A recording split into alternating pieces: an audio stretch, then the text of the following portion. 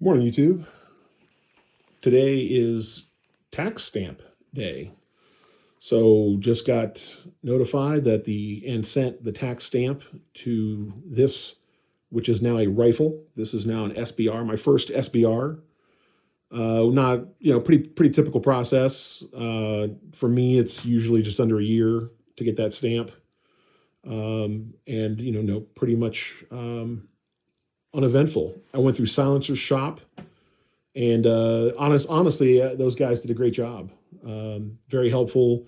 A few questions along the way, and they've been very helpful. So today, finally, the federal government says that I am okay to own a short-barreled rifle, and I chose this one a while back. Big fan of the MP5. Started with the GSG-22, if any of you guys remember that. I don't know if those are still even made, but it was the 22 caliber MP5 with the fake can on the front, and I probably enjoyed that way more than I thought I would.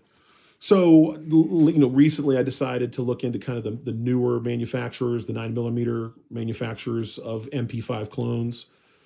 Gave HK a look briefly, but the price to entry on the HK is pretty high.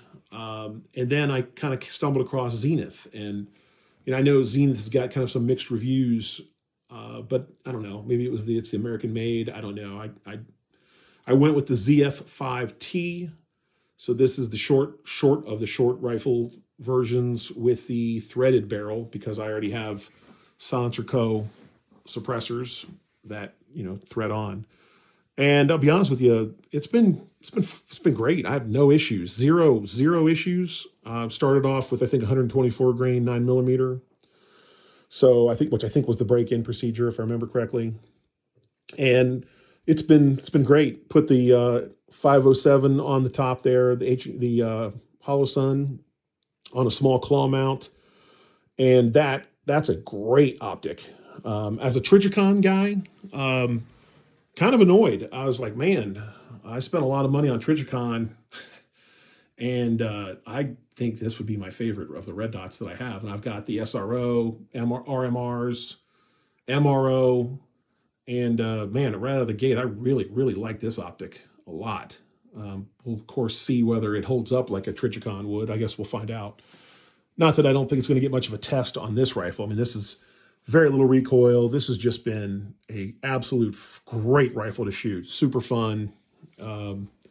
As you can see, I've got a suppressor on it. That's actually the hybrid 46. So that's way more suppressor than this rifle needs. Now that I got the stamp, maybe I will go get a true dedicated 9mm can, maybe. Though, to be honest, this actually works great, and the balance it's not as bad as you might think. That's a big can, but it's not bad. So again, super happy with Zenith, very happy with the Hollow Sun, and then pretty happy that I got my tax stamp. So should be a good day. I look forward to getting this one to the range. Probably going to put a different stock on it. This is the folding stock, but I think I'll do the collapsing stock. I'm going to kind of dive into that and see if that's what I want to do.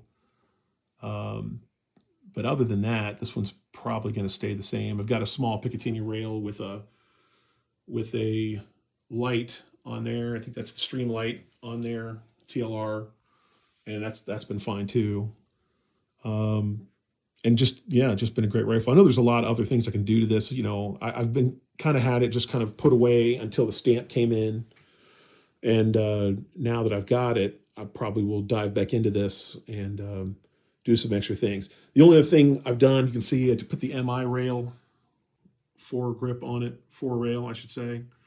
And this, again, high quality piece. I like MI stuff. They do a nice job, fit great, and a little bit more comfortable to handle than the stock plastic piece. So yeah, that's it. So very excited. And if you haven't ever tried an MP5 or MP5 clone, you're missing out. These are a fantastic rifle to shoot. And even if you've come across one of the 22s, they're great. So that's it, guys. Thanks. Bye.